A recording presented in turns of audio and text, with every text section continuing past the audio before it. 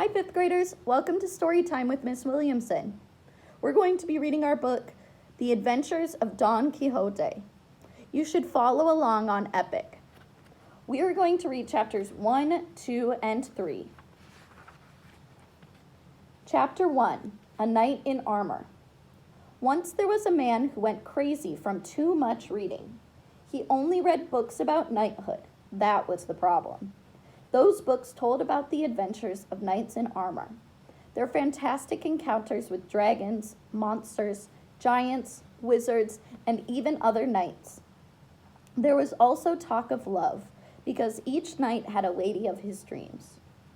Soon, the man came to believe that all those fantastic tales were true. One day, he decided to become a knight, for he wanted to right all that was wrong in the world and punish evil. Alone in his room, he practiced jousting. Wham, wham, wham. Like the heroes in his books, he always won. All this happened in a little village in a province called La Mancha, in the heart of Spain. The man lived in the same place all his life, as his parents and grandparents had before him. He was about 50, tall and thin, and he had a small beard. No one would ever expect anything bad from him, or think anything wrong about him, for he was an honorable man, a perfect gentleman. 2 other people lived in his home. They were his pretty, cheerful, innocent niece,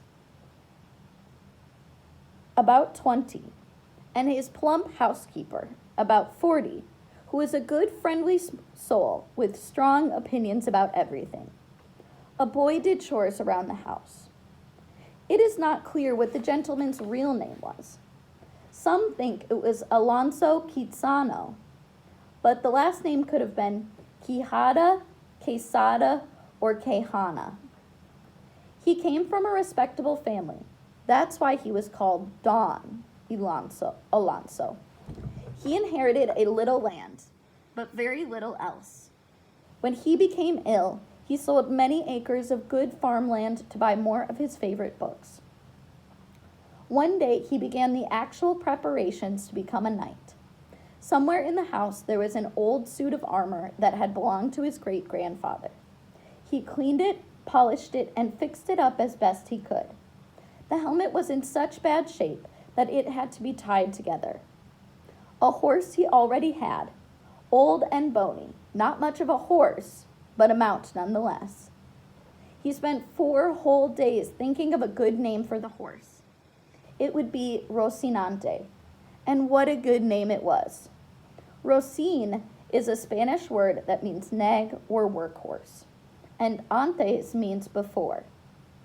To most people, this name means this was once a horse, but to Don Alonso, it meant a steed above and beyond all other horses.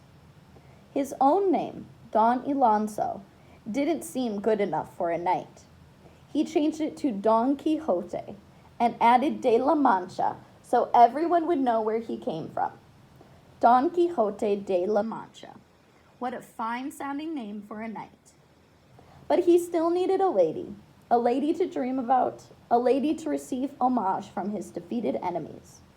No one knew he was in love, but he was so secretly, it seems, that even the lady herself didn't know he liked her.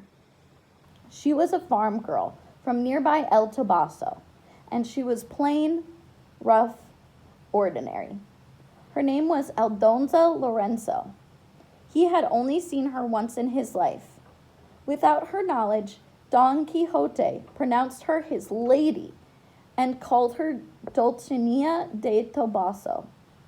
Her name, like the others, was well chosen. It comes from the Spanish word dulce, which means sweet. Don Quixote was very pleased with his preparations. Chapter 2, Don Quixote leaves home. Before sunup the next morning, Don Quixote left, destination unknown. At home, they didn't know he was leaving. He rode happily through the dry, flat land for a while until he suddenly remembered that he had not been properly knighted. He could not engage in combat. if he was not a dubbed knight. He thought hard and at last found the solution. He would continue on his way and ask the first person he met to do him the honor and dub him the knight. It was July, a scorching month in Spain. Neither heat nor thirst stopped Don Quixote. There was only adventure in his mind. By sundown, he and Rocinante were tired and hungry, and then a light shone in the distance. "How lucky I am," he said to himself. "A castle! I can see the moat from here." And on the other side, 3 or 4 imposing turrets. Toward that castle they went. It wasn't a castle, of course, just a simple country inn. Instead of a page to announce his arrival, there were 2 ordinary women at the door. 2 women who had never seen a knight or heard about knighthood before. The strange sight of Rocinante and Don Quixote frightened them at first. "Look at that," one said. "What is it?" "Let's run inside," said the other. "It looks dangerous." "Your Highnesses, beautiful princesses, there is nothing to be afraid of," Don Quixote assured them. "I am a knight in honor who will do you no harm. I am here to see the exalted lord of this magnificent castle." That old-fashioned language surprised the women. Seconds later, though, they thought this must be a joke, a very funny joke, because this was no castle and they were no princesses. They laughed and laughed and laughed at his looks and at his speech, until the innkeeper came out to see what was going on. Don Quixote was allowed to stay. As for dinner, the only thing left was some badly cooked codfish and stale bread. For the starving knight, this was a banquet. He tried to drink some wine. Catastrophe! There was wine spilled all over. He had kept his helmet on because he could not undo the many knots he had tied to keep it on. The people at the inn improvised a drinking straw out of a reed so he could drink. This was a very strange sight indeed. After dinner, Don Quixote told the innkeeper a secret, that he wanted him and asked him to dub him a knight. The innkeeper didn't want to, at first. Then he decided to have a little fun and agreed. There was a small problem, Don Quixote was told. The castle's chapel was being rebuilt, so the ceremony would have to take place in the courtyard. First, there was the watching of the armor. In this part of the ceremony, the knight had to honor his armor by standing guard over it. Don Quixote paced back and forth in the moonlight, with most of the guests as an audience. Also staying in the inn that night were a group of mule drivers. It so happened that about that hour was the normal time to give water to their mules, but Don Quixote had placed his armor over the water tank. One of the mule drivers started to move the armor, and Don Quixote cried out, "You evil creature, what are you doing?" The mule driver went on with his business. He didn't even look at the knight.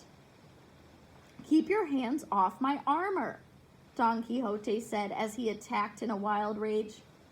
Then a second mule driver came to the water tank, but before he could even touch the armor, Don Quixote attacked him, this time in complete silence.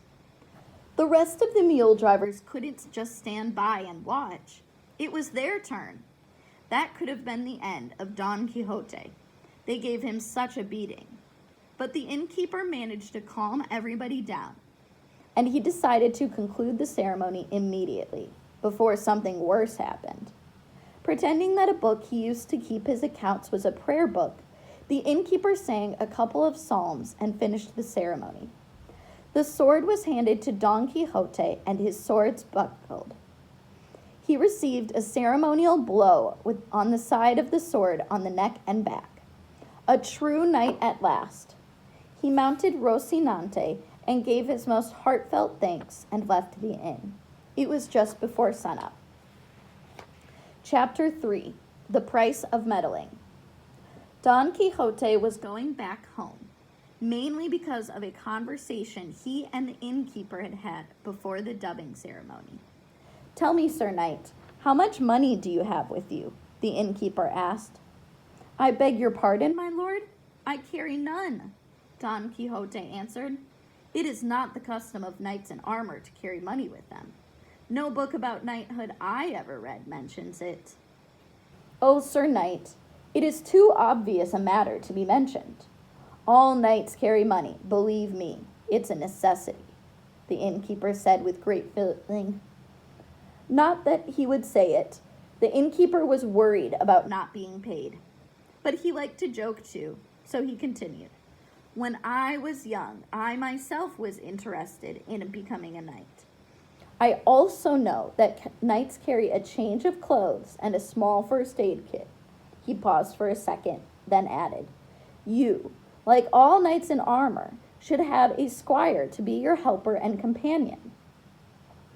Don Quixote, with his fantasy-filled mind, didn't find a hidden meaning in the conversation or see that the innkeeper was making fun of him. As he rode along, he was planning to follow the innkeeper's advice to the letter.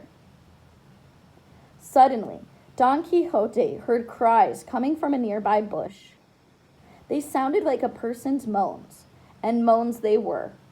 A boy of about 15 was tied to a tree, naked from the waist up. He was being hit with a leather belt by a man. Don Quixote stopped to see what was wrong and learned that the man was a rich farmer and the boy tended to one of his flocks of sheep. The farmer was punishing the boy for not doing his job right, or so he said. Don Quixote learned that the man owed the boy some back pay, so he figured out how much it was and, menacing the man with his lance, ordered the farmer to pay what he owed.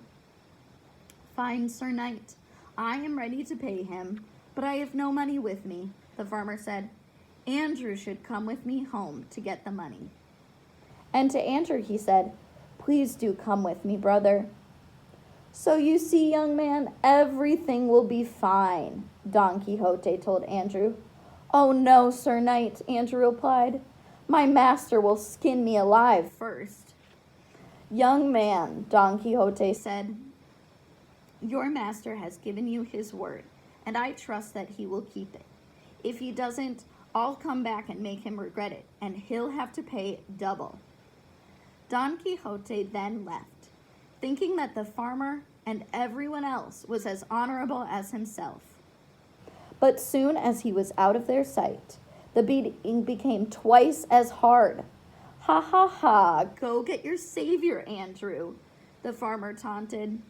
And Andrew wished the well-meaning gentleman had not meddled. Meanwhile, Don Quixote had met other people farther up the road, some merchants and their servants.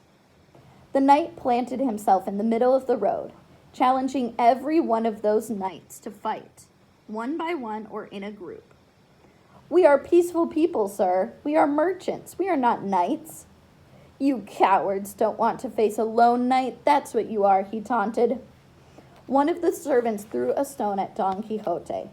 Many more stones followed, and a very bruised Don Quixote fell flat on the ground. He couldn't move an inch, but he didn't feel sorry for himself, not for 1 minute. He knew that all knights in armor had a bit of bad luck now and then. To pass the time, he began singing old ballads and romances that he remembered. All right, that's the end. Thank you for listening.